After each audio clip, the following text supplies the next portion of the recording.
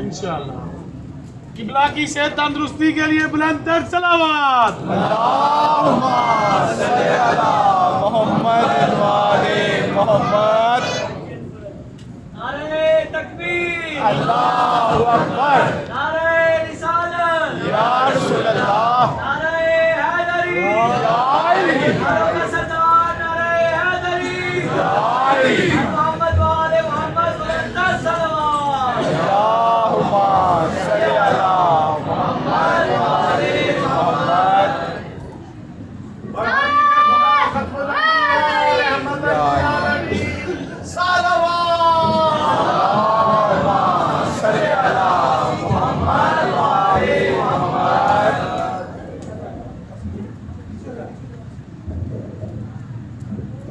محمد و آل محمد بلند تر صلوات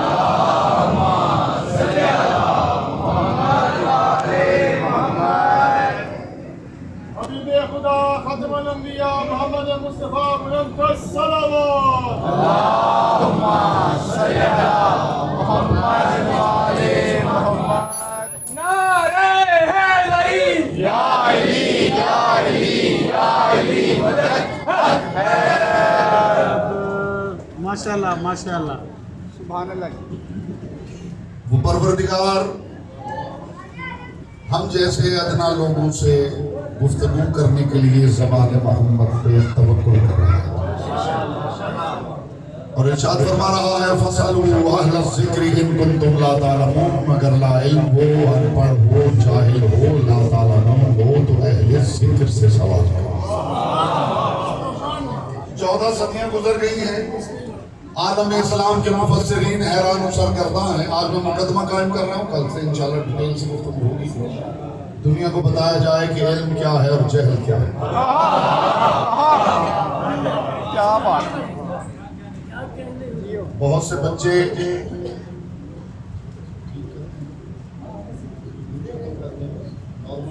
محمد و آل محمد بلند تر صلوات اللہم صلی علی محمد و آل محمد دھیمے لہجے میں کچھ بات کرنا چاہتا ہوں بسم اللہ بہت سے بچے کھیل کے میدان میں پیاس دبا کے کھیلتے رہتے ہیں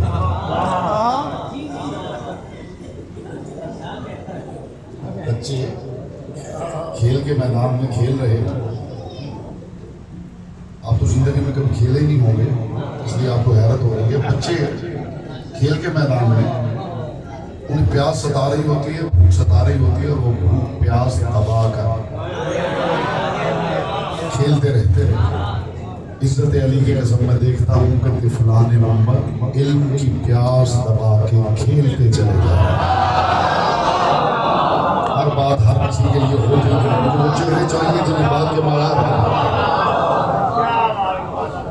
علم کی پیاس دبا کر کھیلتے چلے جا رہے ہیں طفلان محمد لیکن انشاءاللہ ان 8 مجلسوں میں یہ بات ضرور اسٹیبلش کر دوں گا کہ علم ایک ایسی ضرورت ہے کہ اگر وہ پوری نہ ہو تو انسان حیوان کہلا سکتا ہے انسان نہیں کہلا سکتا وہ پروردگار ارشاد فرما رہا ہے میں علیموں کی باتیں میں کرتا ہوں مجھے ایکو نہیں چاہیے میرے پاس باتیں اونچی ہیں سبحان اللہ کی ضرورت ہی نہیں سپورٹ کی مجھے ضرورت ہے سبحان اللہ سبحان اللہ ایکو کی کیا ضرورت ہے باتیں علیوں کی کروں اور کسی ہلکے گھر کی باتیں کر رہا ہوں تو آپ بے فکر ہو کے مجھے بس آواز دیں وہ پروردگار اپنی کتاب حتیب البیان میں ارشاد فرما رہا ہے فَاسْأَلُوا أَهْلَ الذِّكْرِ إِن كُنتُمْ لَا تَعْلَمُونَ اگر لا علم ہو جاہل ہو ان پڑھ ہو نہ سمجھ ہو تو مارے نہ پھرو اہل ذکر سے سوال کرو شاید اسی بات پہ میری آج کی حد تک گفتگو تمام ہو جائے اور مقدمہ قائم ہو جائے، بات میری اسٹیبلش ہو جائے. کل انشاءاللہ اسی زمین پہ بلڈنگ بننا شروع ہو جائے گی. 14 صدیاں گزر گئی ہیں، مفسرین حیران و سرگرداں ہیں کہ جاہل تو ہمیں پتا ہے کہ کہاں کہاں ہے، مگر یہ اہل ذکر کہاں ہے. بھائی بھائی سے جلدی سیکھتے ہیں بھائی کے مجلس کیسے سنیں گا. تو مجبور ہو کے کسی نے کہا کہ استاد اہل ذکر، کسی نے کہا بزرگان دین اہل ذکر، کسی نے کہا صوفیاء اہل ذکر، کسی نے کہا پیر صاحب اہل ذکر. آج تک دنیا یہ طے نہیں کر سکی کہ آخر وہ اہل ذکر ہیں کون جن سے سوال کرنا. تو لیجئے ایک چٹکی میں مسئلہ حل کر رہا ہوں. جنہیں آج تک 1400 سالوں میں آج تک اہل ذکر نہیں ملے، وہ 2 باتیں اکٹھی کریں. اہل ذکر ان کے سامنے نہ ہوں تو ہم مذہب چھوڑ دیں گے. ایک بات خدا نے کی ہے، ایک بات علی نے کی ہے. خدا کہتا ہے اہل ذکر سے سوال کرو، علی فرماتے ہیں سلونی مجھ سے سوال. کیا بولتا صرف وہ ہے جس کی زبان ذکر کی امانت ہے.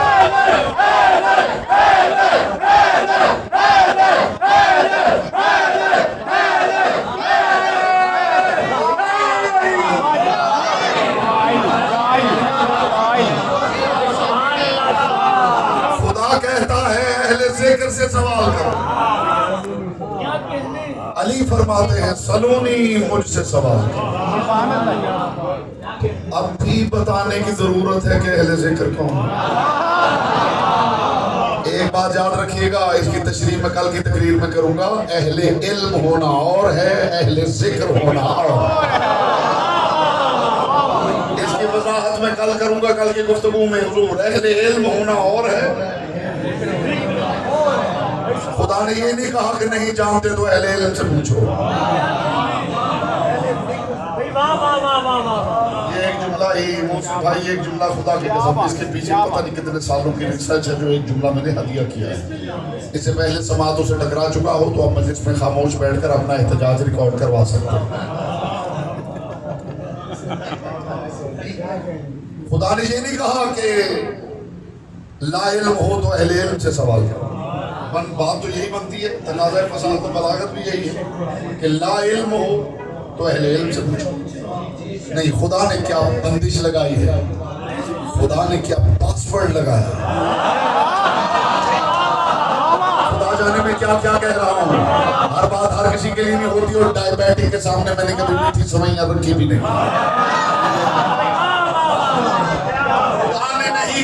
خدا نے نہیں کہا، میرے بس یہی بات صاحبان دیوار توجہ سے سماعت فرما لیں. خدا نے نہیں کہا کہ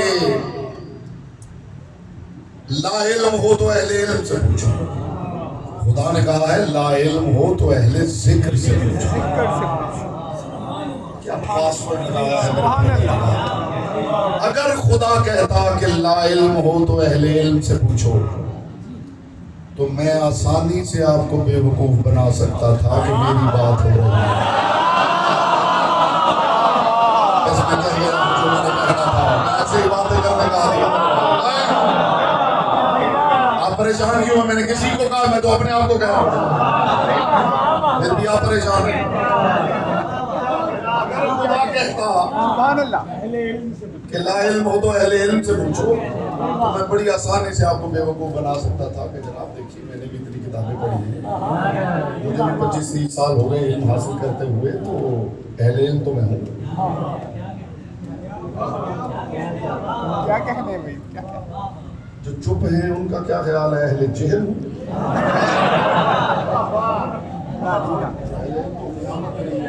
اور اسے میری بات نہیں کہ میں اہل علم ہوں، میں اپنی بات نہیں کر رہا ہوں. ہر کوئی اپنے اپنے مقام پہ اہل علم ہے. جس چیز کا آپ کو علم ہے اس میں میں لا علم ہوں. جس چیز کا انہیں علم ہے اس میں یہ لا علم ہے. جس چیز کو میں جانتا ہوں اسے آپ نہیں جانتے، جسے آپ جانتے ہیں اسے میں نہیں جانتا. یعنی ایک ہی وقت میں بندہ عالم بھی ہو سکتا ہے، جاہل بھی ہو سکتا ہے.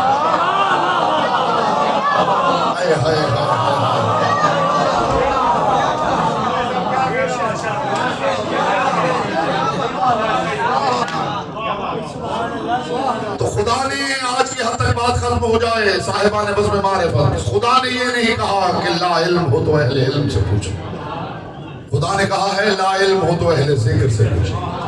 اگر وہ کہتا لا علم ہو تو اہل علم سے پوچھو، بہت سارے صاحبان علم مسند علم پہ براجمان ہو کے مخلوق کو بے وقوف بنا سکتے تھے کہ ہماری بات ہو رہی ہے، لیکن پروردگار نے بندش لگا دی ہے کہ اہل علم سے نہیں پوچھنا، اہل ذکر سے پوچھنا۔ آج صرف اتنا سن لیجئے کہ قرآن میں ذکر کیا ہے، پھر کل بتائیں گے کہ اہل ذکر کیا ہے۔ پڑھ لیجئے اللہ کی لارب کتاب، خدا ارشاد فرما رہا ہے قد انزلنا الیکم ذکرا رسولا، میں نے تمہاری طرف جو رسول بھیجا ہے وہی ذکر ہے۔ تو پوچھنے کے لیے کوئی محمد کے اہل چاہیے۔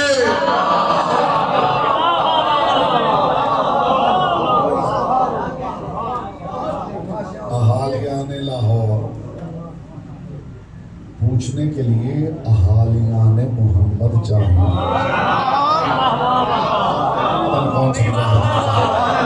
پتہ نہیں کون سمجھا میں نے کیا کہا؟ اہالیان لاہور، کل مجھے یاد کروائیے گا، میں اہالیان پہ میں بات کرنا چاہتا ہوں۔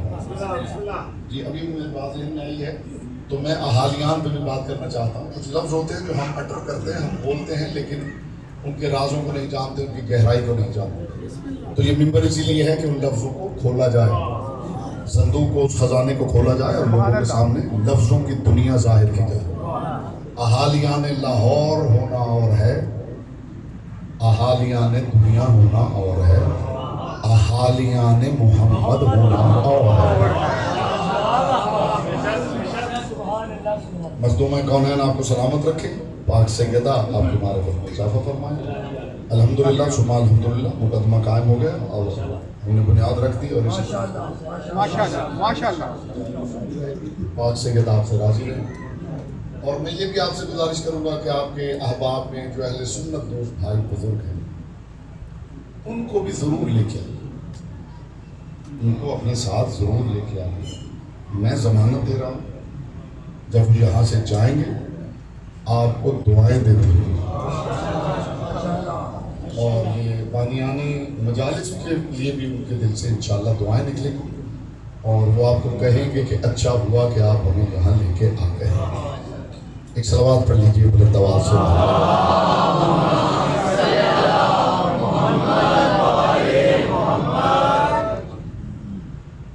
اب مل کے رو لیتے ہیں۔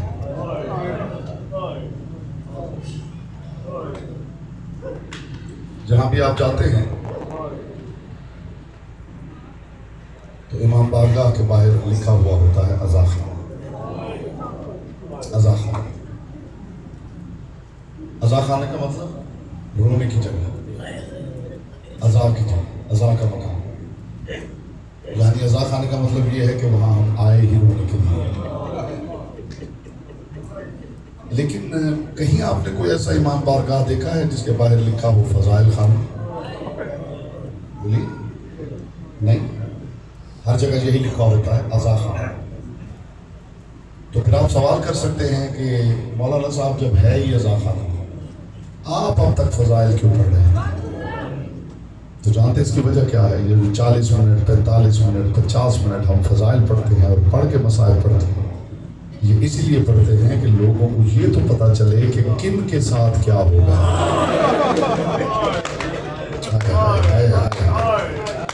کس عزت کا مالک تھا یہ گھر، کس عظمت کا مالک تھا یہ گھر، ان کے ساتھ کیا ہوگا؟ کائنات کا رسول جو سب کا سانجا رسول ہے، رسول کے آخری دن یعنی غدیر کے بعد رسول کے آخری دن صرف ذکر حسین میں گزرے، صرف ذکر حسین۔ جہاں بھی بیٹھتے تھے رسول اپنے صحابہ کی محفل میں، خدا جانے حسین کو کون بتاتا تھا کہ حسین خود ہی مسجد میں چلے آتے، رسول بیٹھ جاتے تھے اور حسین داخل ہو جاتے۔ صحابہ کہتے ہیں کہ ہم دیکھتے تھے کہ اتنی مرتبہ حسین آئے کہ ہماری نگاہیں دروازے پر رہتی تھیں کہ رسول نے گفتگو شروع کی ہے، ابھی کہیں نہ کہیں سے حسین ہمارا کام ہے ممبر سے اسباب گریہ فراہم کرنا، آگے آپ کا نصیب ہے۔ میں آپ کے لیے دعا کرتا ہوں محمد کی بیٹی کسی آنکھ کے کشکول کو یہاں سے خالی نہ بھیجے۔ آنکھ میں آنسو آنا انسان کے اختیار میں نہیں ہے، تو جس کی آنکھ میں آنسو نہ آئے وہ پریشان نہ ہو، وہ سر جھکا لے۔ یہ بڑا کریم گھر ہے، یہ ایسا حکم دیتے نہیں جو کسی کے اختیار میں نہ ہو۔ کل معاشر میں کوئی یہ نہ کہے جی آنسو میرے اختیار میں نہیں تھا، اس لیے کریم گھر نے کہا کہ رو نہ سکو تو رونے والی شکل بنا لے، رونے والی شکل بنا لے۔ محمد کی بیٹی آپ کو دعائیں دے کے چلی جائے۔ بہت بڑا گھر اجڑ گیا ہے، بہت بڑا گھر اجڑ گیا ہے،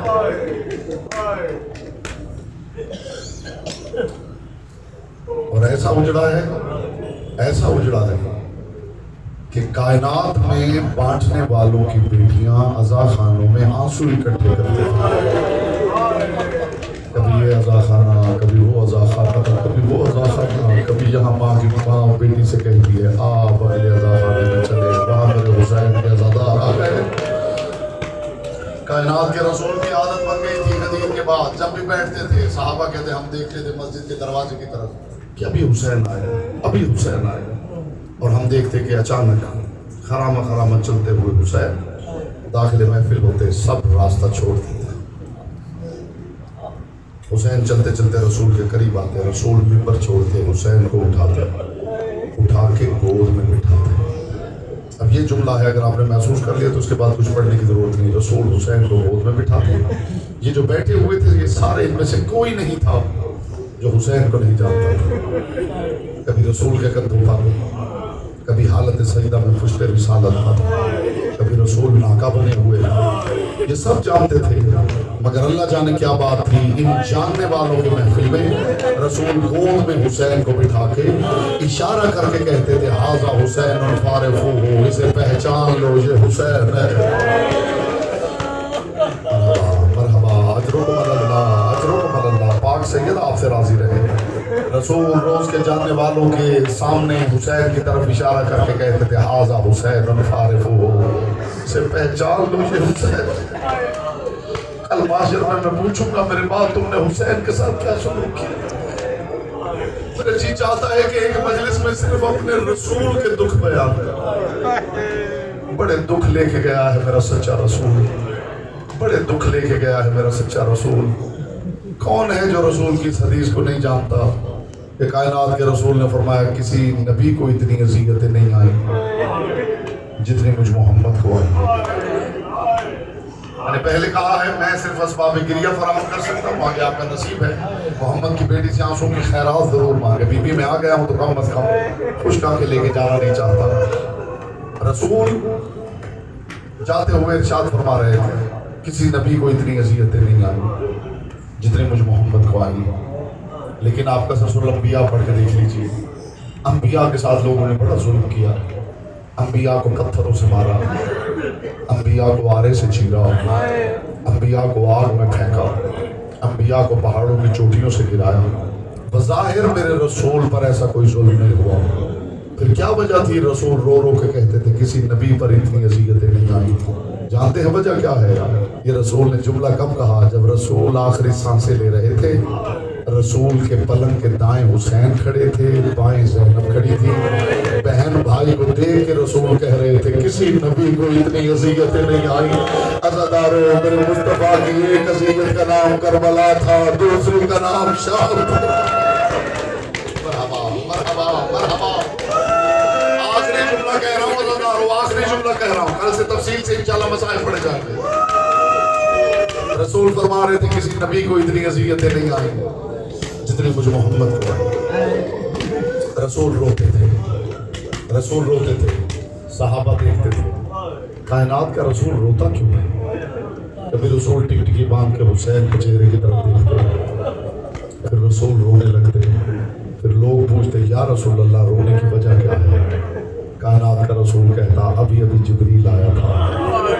ہائے ہائے ہائے ہائے، رسول کا درد تو سمجھیے، رسول کا درد تو سمجھیے۔ مجھے ویسے ایک بات بتائیے، جس باپ کو پتا ہو کہ میں گھر سے نکلوں گا، اللہ کرے میری بات آپ سمجھ لیں، جس باپ کو پتا ہو کہ میں گھر سے نکلوں گا اور کچھ لوگ آ کے میری بیٹی کو ماریں گے،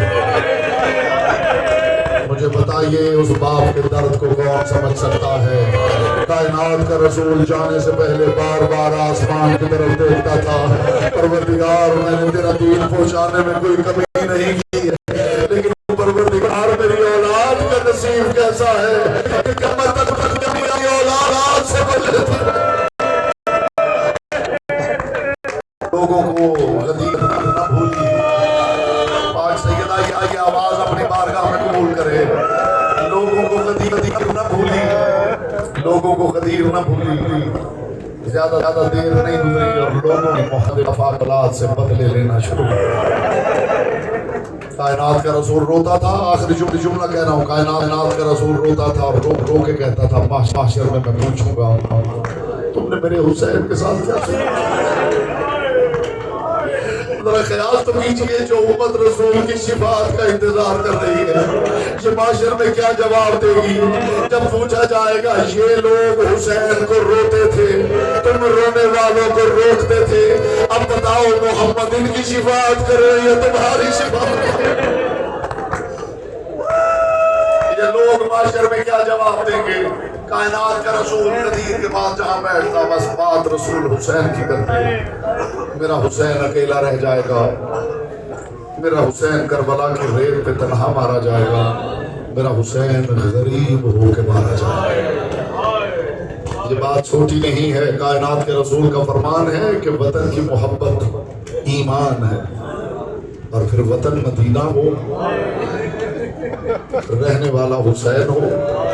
کتنا غریب ہو گیا ہوگا مصطفیٰ کا بیٹا کہ جب حسن مجتبیٰ کا جنازہ رسول اللہ کے قبر کا طواف کر رہا تھا، اور حسین سے بڑی قربت میں سنا نہیں سکتا اور اسی پہ گفتگو تمام ہے، جب حسن مجتبیٰ کا جنازہ رسول کی قبر کا طواف کر رہا تھا اور زہرا کے غریب بیٹے نے دیکھا کہ 70 کمانوں میں تیر جوڑے گئے ہیں، حسین ابن علی ایک کے سامنے جاتے تھے اور جا کے کہتے تھے میرے بھائی کے جنازے کو نہ مارو، میرے حسن کو دفن ہو لینے دو، میں حسین وعدہ کرتا ہوں میں یہ شہر چھوڑ کر چلا جاؤں گا، دنیا سوتی رہ جائے گی، میں آدھی رات کے وقت بہنوں کو ساتھ لے جاؤں گا۔